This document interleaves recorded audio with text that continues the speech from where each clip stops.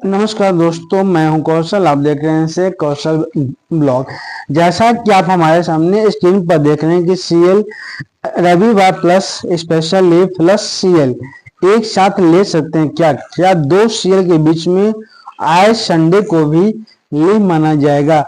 क्या लंबी अवकाश के बाद हम एसएल या सीएल ले सकते हैं क्या? जैसे एक ग्रीष्मावकाश, इन सारी ग्रीष्मावकाश, शीतकालीन अवकाश, छठ अवकाश, छठ पूजा अवकाश, दीपावली अवकाश में लंबी छुट्टी होती है। किसी में 10 दिन, किसी में 7 दिन, किसी में 20 दिन का अवकाश होता है।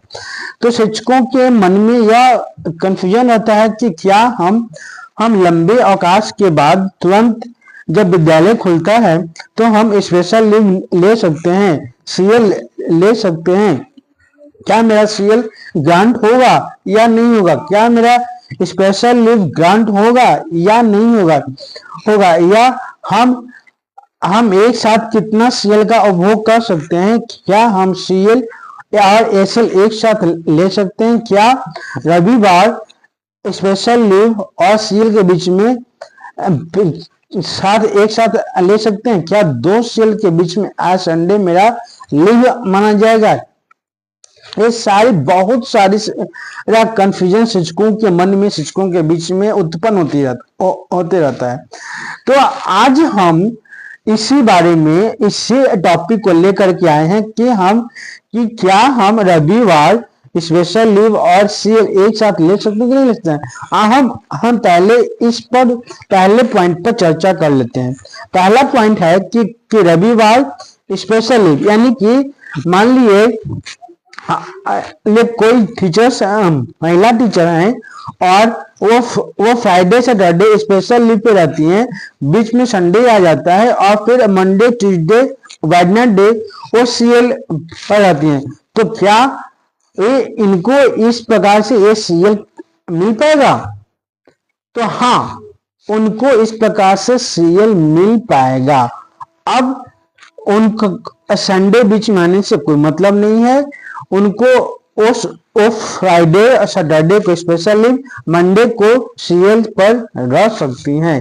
लेकिन अब शिक्षकों के मन में कंफ्यूजन है कि बीच में रविवार आता है, तो क्या मेरा रविवार सीएल में काउंट होगा? सीएल में काउंट होगा? तो नहीं, रविवार आपका सीएल में काउंट नहीं होगा। वो इसलिए एक काउंट नहीं होगा कि इसके संबंध में स्पष्ट जिला शिक्षा पदाधिकारी का पत्र आ चुका है और पत्र में स्पष्ट इंगित कर दिया गया है कि स्पेशल लीव और सीएल के बीच में यदि संडे आता है तो वह छुट्टी में माना जाएगा, लेकिन वह सीएल या स्पेशल लीव में काउंट नहीं होगा।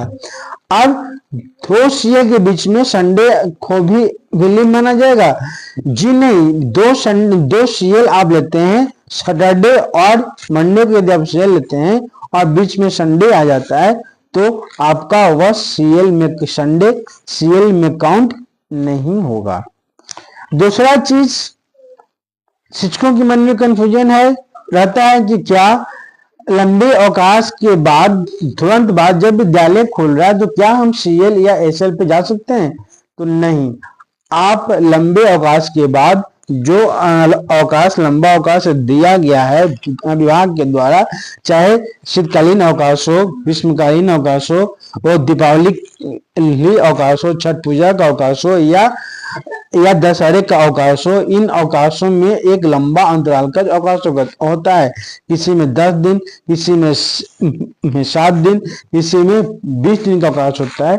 तो आप लंबे अवकाश के बाद आप तुरंत सीएल या एसएल नहीं ले सकते हैं। इसके संबंध में पत्र भी जारी हो गया है। और एक नियम ये भी है कि सरकारी कर्मचारियों को, राज्य कर्मचारियों को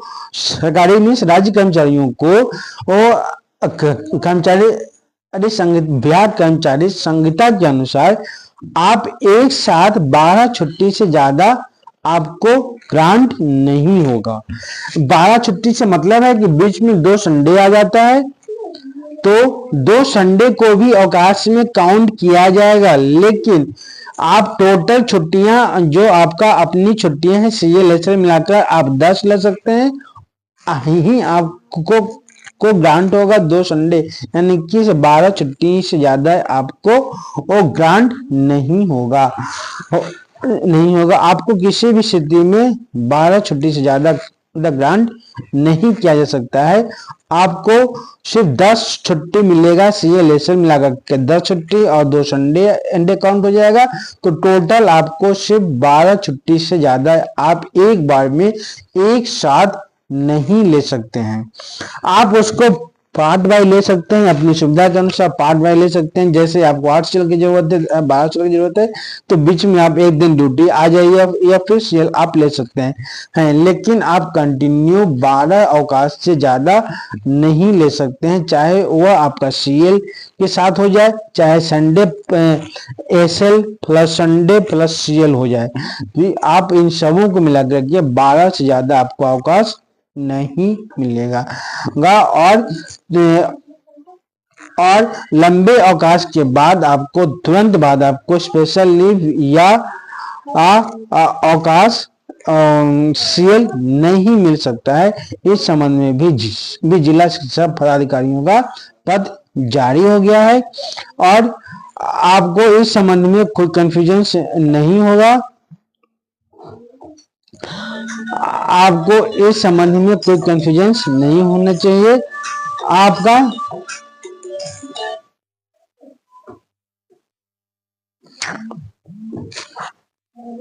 साला दिने खराब है हमारे।